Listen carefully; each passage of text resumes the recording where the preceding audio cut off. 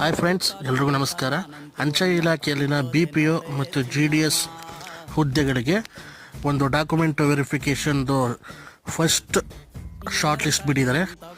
ಈ short list totally SLC merit ಏನು ತೊಗೊಂಡಿದ್ದಾರೆ marks, ಅದರ ಆಧಾರದ ಮೇಲೆ ಇದನ್ನು selection ಮಾಡಿರೋವಂಥದ್ದು.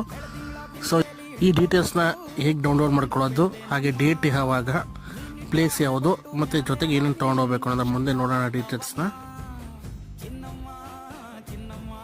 India post GDS online.in main ವೆಬ್ಸೈಟ್ಗೆ ಹೋಗಿ ನೋಡಿ, ಇಲ್ಲಿ ಕ್ಯಾಂಡಿಡೇಟ್ ಅಂತ ಕಾಣಿಸ್ತಿದೆಯಲ್ಲ, ಇದ್ರ ಮೇಲೆ ಕ್ಲಿಕ್ ಮಾಡಿದ್ರೆ ಸೊ ನಿಮಗೆ ಕರ್ನಾಟಕ ಅಂತ ಕಾಣಿಸುತ್ತೆ ನೋಡಿ. ಇಲ್ಲಿ ಆ ಕರ್ನಾಟಕದ ಮೇಲೆ ಕ್ಲಿಕ್ ಮಾಡಿದ್ರೆ ಅದರಲ್ಲೇ ನಿಮ್ಮದು ಕ್ಯಾಂಡಿಡೇಟ್ ಶಾರ್ಟ್ ಲಿಸ್ಟ್ ಅಂತ ಕಾಣಿಸುತ್ತೆ. ಸೊ ಅದ್ರ ಮೇಲೆ ಕ್ಲಿಕ್ ಮಾಡಿ, ಹಾಗೊಂದು PDF ಸಿಗುತ್ತೆ, ಅದನ್ನು ಡೌನ್ಲೋಡ್ ಮಾಡಿಕೊಡಿ.